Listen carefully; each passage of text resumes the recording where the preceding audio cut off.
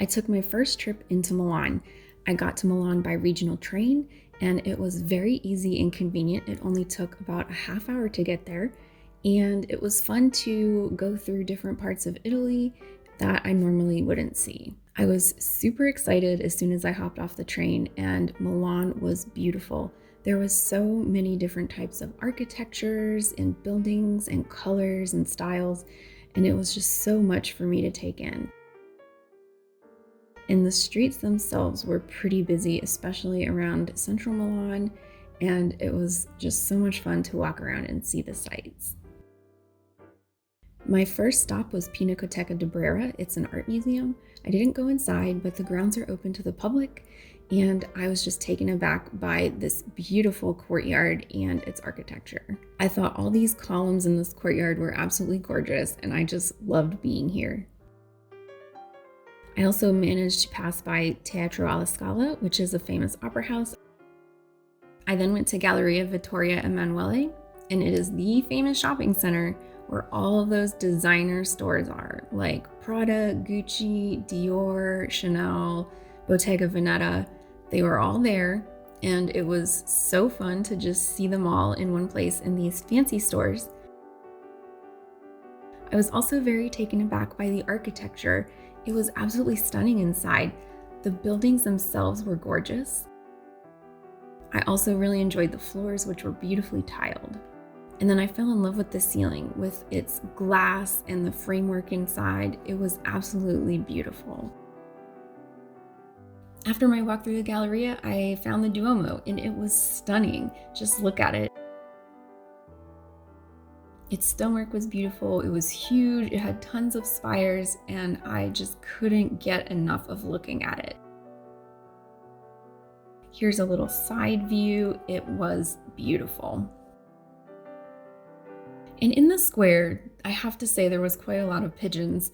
They were everywhere, and these people were handing you seed to feed the pigeons, and I didn't want to do it, but other people were doing it, and you can see those pigeons flocked right to them. And of course, the pigeons were all over the statues as well. One thing I really enjoyed about walking through Milan is just the random things you see on the side streets. I happened upon this archaeological site with a little plaque to tell you what it was about. And then I also came across this tower that was in the middle of a square, and it had some plaques as well. It is amazing to me that these things have been kept intact all these years and that they are interspersed with all of the modern architecture. Of course, I did have a quick lunch break, and it was a pizza. I love the pizzas in Italy. They are so delicious, and I just decided to goof around a little bit while eating this. It was really delicious. After I got my energy, I headed back out on the streets of Milan, and my next stop was Castello Sforzesco, and it was absolutely stunning. It definitely exceeded all of my expectations. This is a medieval castle, and it was such a joy to just go through and look at it. As you can see, this courtyard is expansive. It's huge. It's a giant rectangle, and I'm giving you a little 360-degree view of it.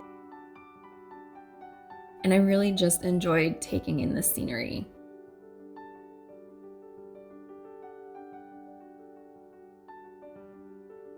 Also, I found a cat in this moat area.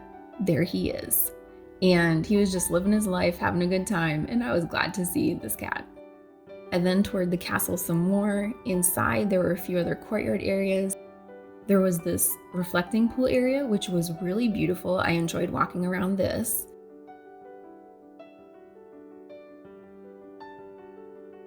There's also another courtyard off to the side, which again, I'll give you a 360 view or close to it of just how beautiful the architecture was. It even had some original ceiling work still intact.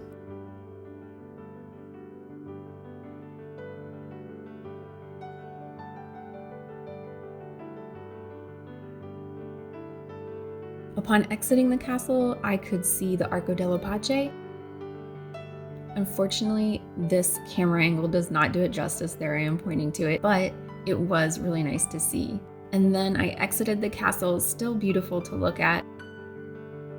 And I wandered back to the train station because I was getting so tired. So I decided to just head back on the regional train, and go home.